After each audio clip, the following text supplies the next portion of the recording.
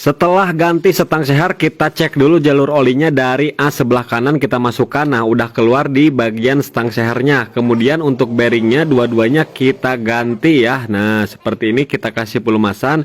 Kemudian tinggal kita pukul. Nah, yang dipukul itu bagian pinggirnya ya, jangan sampai tengah-tengahnya. Nantinya bisa merusak. Kita putar seperti ini ya sampai masuk dan jangan sampai bablas. Kalau bablas nanti crankcase bisa retak. Nah, harus sampai pas ya. Kemudian di bagian bearing-bearingnya kita kasih pelumasan. Kemudian tinggal kita rakit bagian gigi rasio. Nah, seperti ini. As primer dan sekunder kita pasang secara bersama ya. Nah, seperti ini udah masuk. Setelah masuk tinggal kita kasih pelumasan.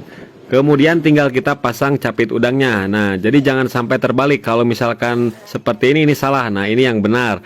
Kalau misalkan pemasangannya terbalik, nanti dia mentok ke bagian gigi rasio ya, tuh. Nanti mentok ke bagian gigi rasio dan centilanya nggak bakalan pas ke bagian sip drumnya. Nah, jadi cara yang benar seperti ini. Jadi jangan ragu sampai tertukar, nggak bakalan tertukar.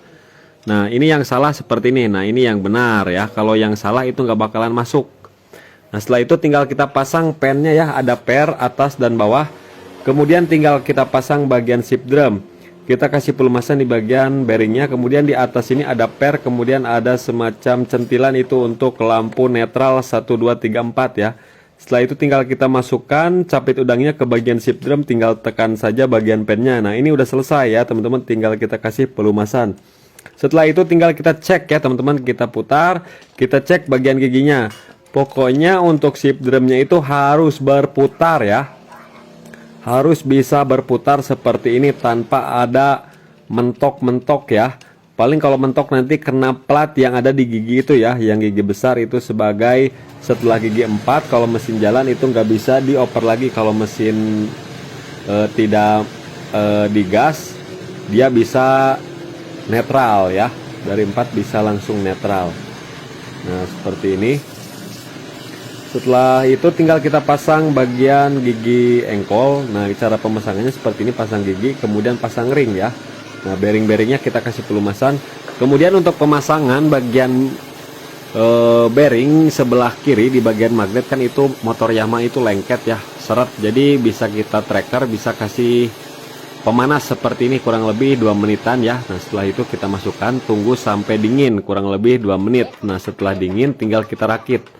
Nah, kita kasih lem tribon ya, yang sealer secukupnya. Kemudian pasang 2 buah bos center ya. Nah, kiri kanan.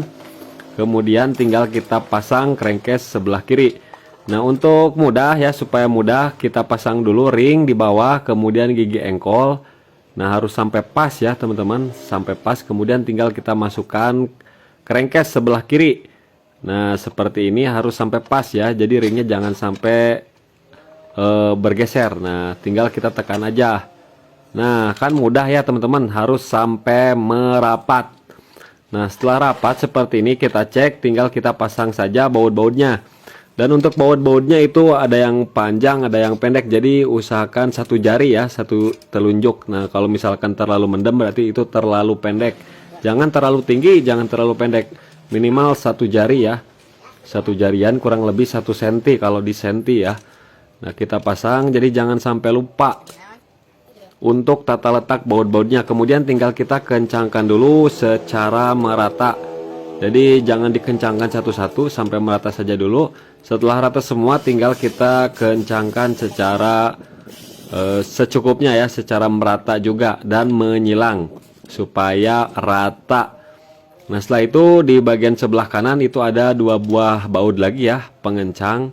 Nah, kita kencangkan saja secukupnya. Kalau pakai kunci torsi itu sekitar 14 Nm.